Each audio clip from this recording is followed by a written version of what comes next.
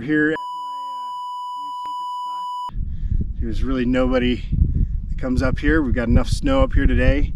This is my first time camping and pulling a real Pulk sled. That's P-U-L-K for those of you not familiar.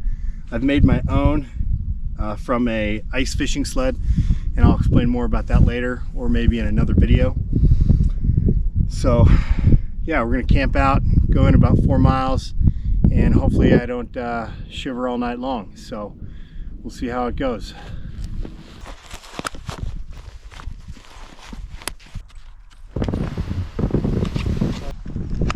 All right, let the therapy begin.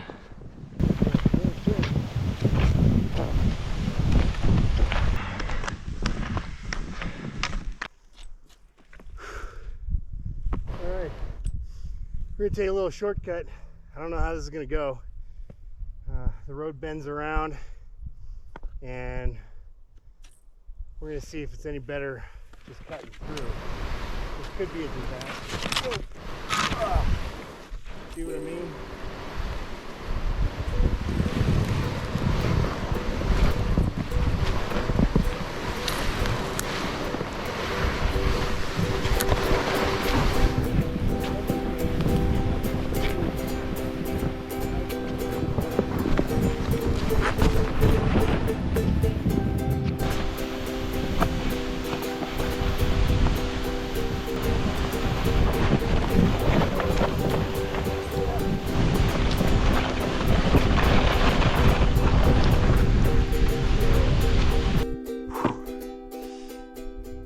Well, the snow's holding out for me, so I guess that's good.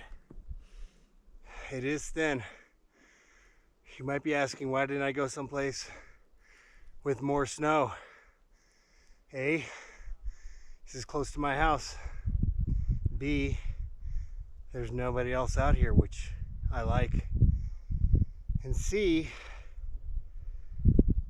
I don't know about C. I don't know if there is a C.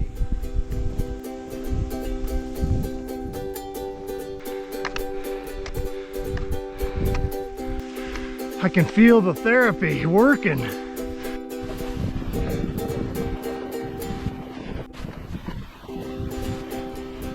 Clearly I am not good at this. If anyone has any tips, let me know down below. Other than find more snow. If anybody has any experience with one of these, maybe they can tell me what I'm doing wrong. Maybe I need to wax this thing. I'm getting snow buildup here. Like the angle, the approach angle is too, maybe it's too steep.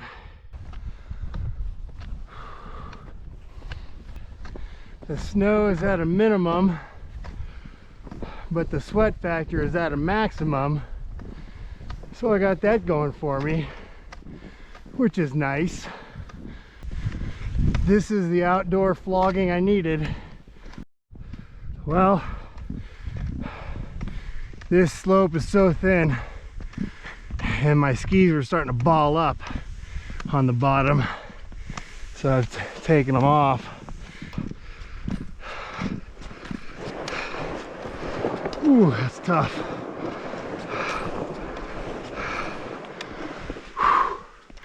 This is putting the therapy in outdoor therapy, that's for sure. All right, back on the skis. From here on, I think the aspect of the daily sun should be better for the snow retention, changing the angle on the dangle of the heat coefficient with the plane of the ground. All right, there's some rocks over there. I'm gonna go check those out. It's 1 o'clock. I'm ready for lunch.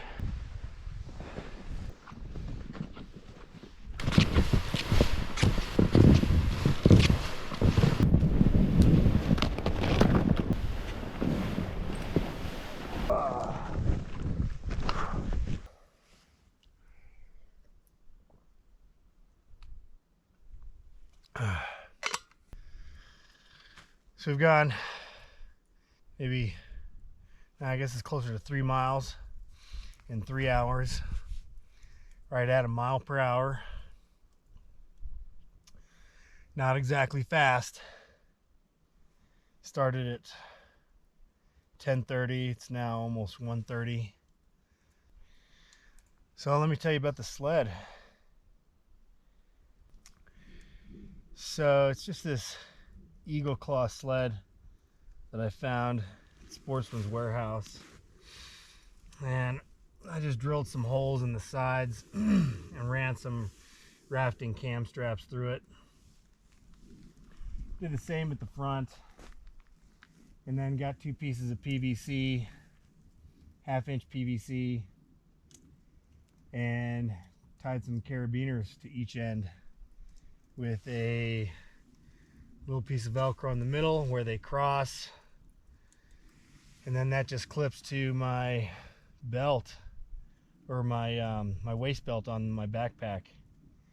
So far so good, but I did notice that the snow is bunching up at the front, and I'm pretty sure that might be slowing me down a bit. So I'm not sure if this is the exact right sled to use, but it's what I'm using today. I think the whole setup cost me like 40 bucks.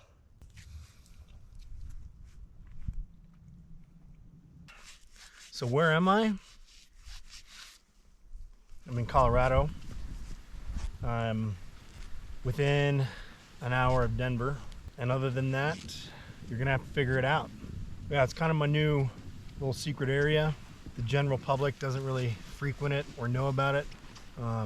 It's not as typically beautiful as some of the areas elsewhere in Colorado are. And the approach into this area is kind of ho-hum and underwhelming.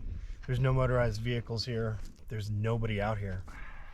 At this point, I'm the only set of tracks in the snow that I've seen. But I'm going to be exploring some rock outcroppings and stuff, and doing a little camping and trying to piece together some routes for myself. And hopefully you'll join me as I put out more of these videos. Get inspired and watch me as I down this Big Mama's breakfast burrito.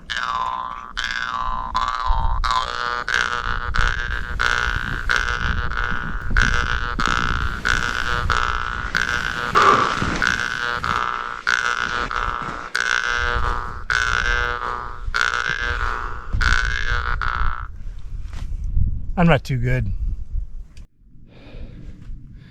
I think maybe this right there.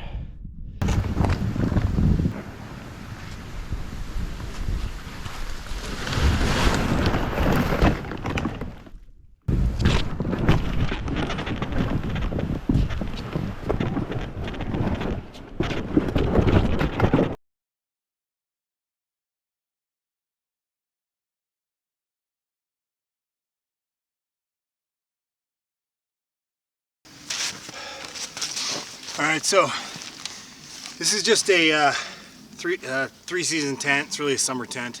It's got a lot of mesh on the inside. I don't know if you saw that, but you know, 4 season tents are really expensive, and I didn't have one right now, and I want to take my time to look for one. So in the meantime, I'm going to go homeless style and cover this with my my rain fly, my boating tarp.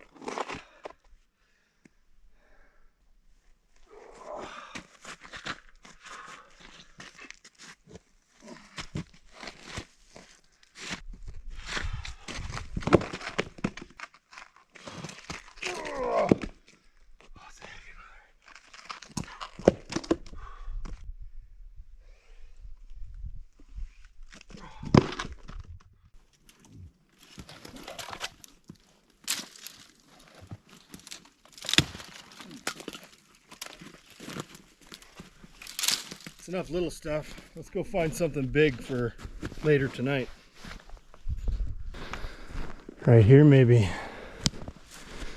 Yeah, this stuff is good. It's up off the ground. This one.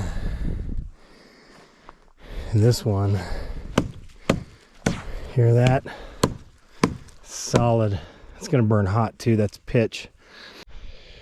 All right, so quick little lesson. So this tree here, you can see how it's up off the ground. It's lost all its bark, and it's down to the core of the tree here. All these vertical lines that you see where the parts of the tree have disintegrated, but inside there's sap. This is fat wood. Here's a piece that I just cut off. I don't know if you can see that. This is fat wood, and it's solid. It's not rotten at all, and you can smell it. It smells like turpentine. That's what you want to start a fire or to burn hot. Here's the other cool thing about pitch. See this one that's on the ground? It's been sitting here, but you can tell it's been dried out for a long time. Hear that? It's solid. It's not rotten, but it's wet. But it's still gonna burn.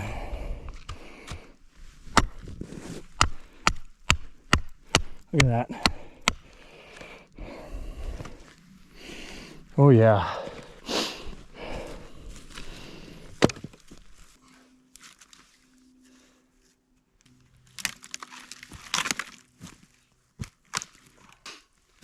We're ready.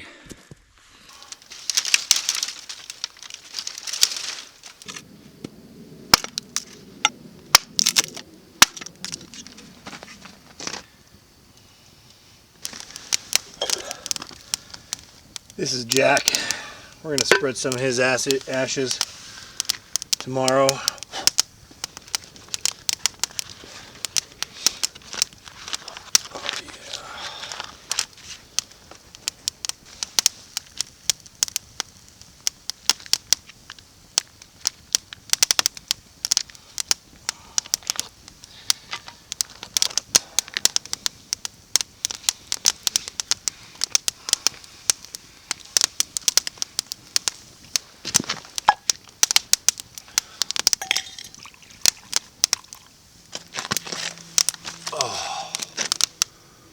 All right, what a day.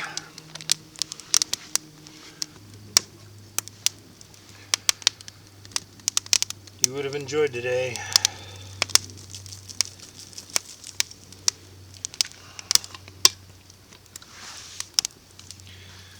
We'll set you free tomorrow as well.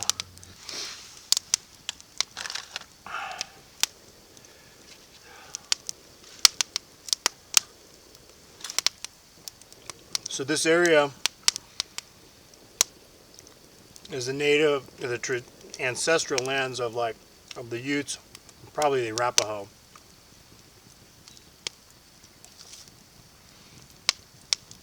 My family homesteaded in this area in the 1880s. They were pioneers. You know, they came in. They killed all the buffalo off. There were mountain buffalo, distinct species, that were in this area. They killed them off because they were competing with cattle. In fact, one of our cousins probably shot the last one in Colorado. They cut down all the forest to make timber for Denver and the mining industry. And then once they cut down all the trees, all the grass grew up, and then they really started getting after the cattle. And so they would run cattle all over here, and they'd mostly be wild cattle, and they'd just go round them up, brand them, and then once a year they would take them down to Denver. So I guess they were semi-wild. I guess for some reason after they got herded up and settled down, then you could push them somewhere.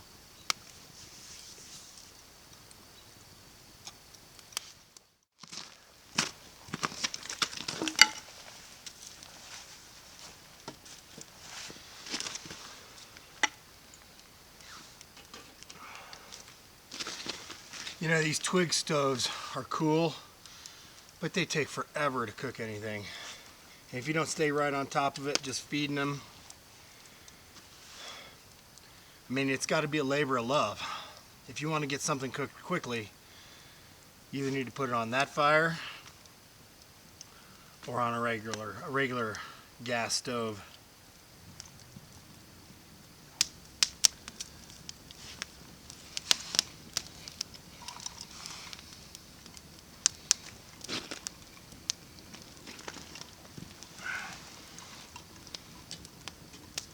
Come on.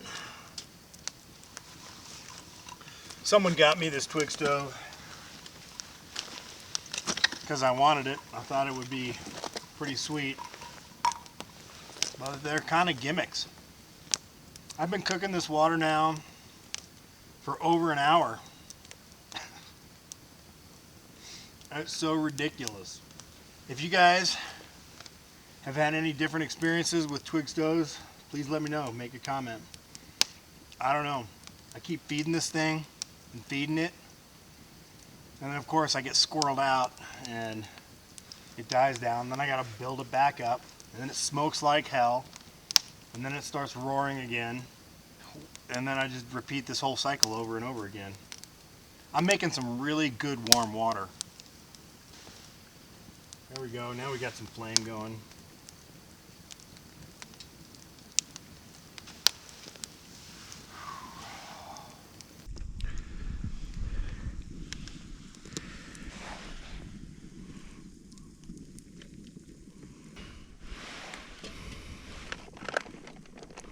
Oh shit. Let's remove that, hey? Give it a good shake.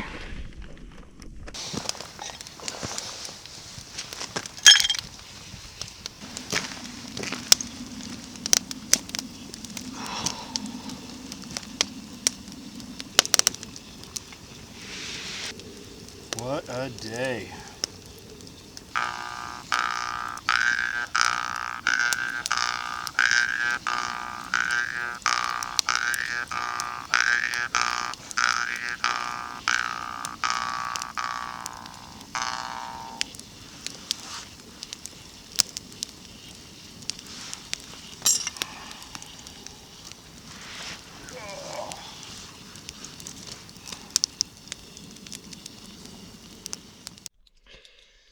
All right, so with these candles burning in here for just maybe 30 minutes, the temperature has climbed to 10, 20, 30 degrees.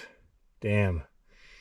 Yeah, it's showing 50 degrees almost at the top up here at the top. These candles, man, I think as long as you're careful, I wouldn't leave them burning all night.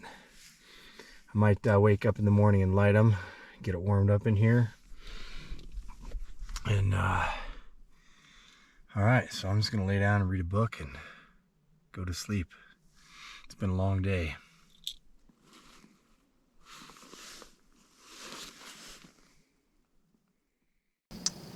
Thanks again for watching. If you've watched this far, subscribe. I'm going to be exploring this area more later into the year and checking out some old mines, looking for some caves and some other things. So yeah, thanks again.